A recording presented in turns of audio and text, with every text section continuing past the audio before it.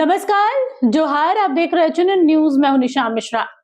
पहले बंधक बनाया, हाथ पैर बांधे, कैंची से घोप घोप कर मार दिया। शरीर का ऐसा कोई अंग नहीं था जिस पर वार नहीं किया गया हो। जी हां, धनबाद का रिकवरी एजेंट का अपहरण होना, फिर उसकी हत्या होना, यह खबर कल आपने देखा होगा। जो विकास खंडेलवाल है, जो मुख्य आरोपी है जिसने ये इस पूरे निर्मम हत्या को अंजाम दिया है, वो पुलिस की गिरफ्त में है। लेकिन पूरी कहानी कुछ इस तरीके से है कि जब अमित अग्रवाल जो रिकवरी एजेंट होते हैं वो उसे फोन करते हैं विकास खंडेलवाल को, तो विकास खंडेलवाल उन्हें अपने फ्लैट पर बुलाता है। वो जाते हैं, मिलते हैं उसके घर, और उसके बाद से ही उनका फोन स्विच ऑफ आने लगता है।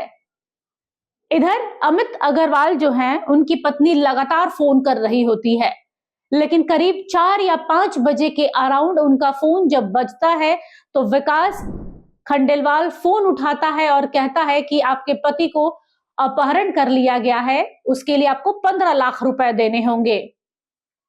पत्नी और परिजन डर जाते हैं और धनबाद थाना पहुंचते हैं कि भाई ऐसी ऐसी घटना है, हमारे पति को अगवा कर लिया गया है, आप कृपया मदद करें।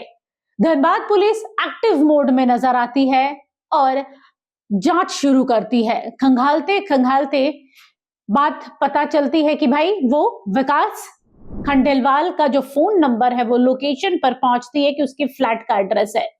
जब पुलिस वहां पहुंचती है और दरवाजा खुलता है तो एक बदबू आती है, जो होती है अमित अग्रवाल के शरीर की, मृत शरीर की, कह सकते हैं शव की। फ्रिज के ठीक बगल में दीवार से रखा हुआ, सटा कर रखा होता है अमित अग्रवाल की बॉडी, जिस पर जगह जगह कैंची से घोंप घोंप कर मारा गया होता है।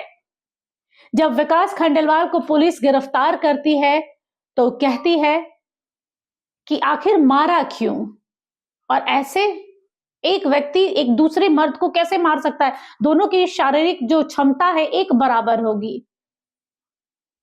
अमित अग्रवाल विकास खंडेलवाल पर भरोसा कर रहे होते हैं, इसलिए उनका बॉडी लैंग्वेज नॉर्मल होता है।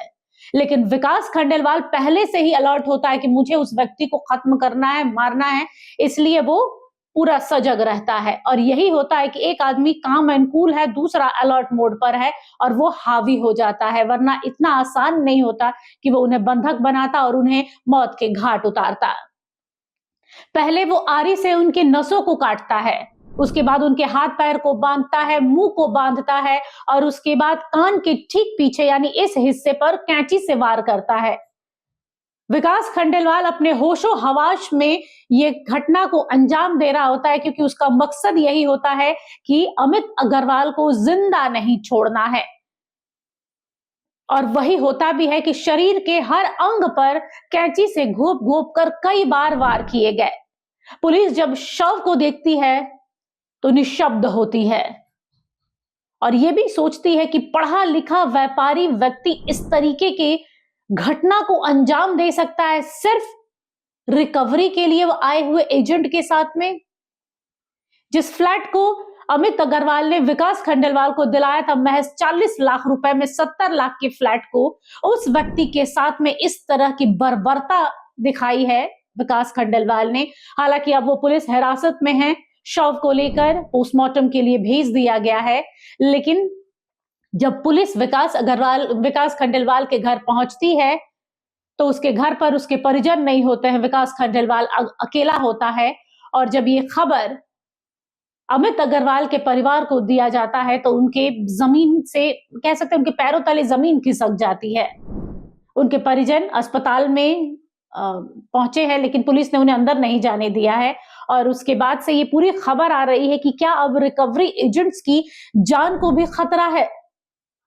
क्या अब लोन देना, होम लोन देना, हाउसिंग लोन देना, क्या किसी भी तरीके से अब अपराध हो गया है कि लोगों को, रिकवरी एजेंट्स को अपनी जान से चुकाना पड़ेगा?